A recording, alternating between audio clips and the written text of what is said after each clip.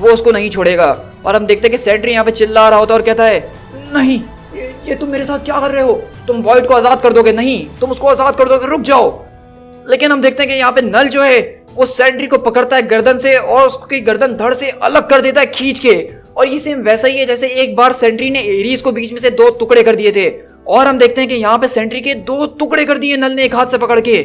और वो कहता है मेरे बच्चे, मैं हूं Knull, lord of the abyss, god of the symbiote. और जो डार्कनेस तुम्हारे अंदर है जिसको तुम वॉइड के नाम से बुलाते हो, वो डार्कनेस मेरे सामने घुटने टेकती है क्योंकि मैं ही हूं वॉइड। और इस तरह हम देख रहे हैं कि यहाँ पे नल ने बेसिकली सेंट्री को जान से मार दिया है। और वो ये बात बता रहा है कि जो इतने टाइम से सेंट्री को डराते आया है वॉइड, जो कि खुद में ही एक खतरनाक किस्म का विलन है, मार्वल कॉमिक्स के अंदर उसने सबकी नाक में दम करके रखा हुआ था, वो खुद जो है नल के सामने कुछ भी नहीं है। नल का ही वो एक छोटा सा पार्ट है और इसीलिए सेंट्री का काम 2 सेकंड के अंदर तमाम कर दिया।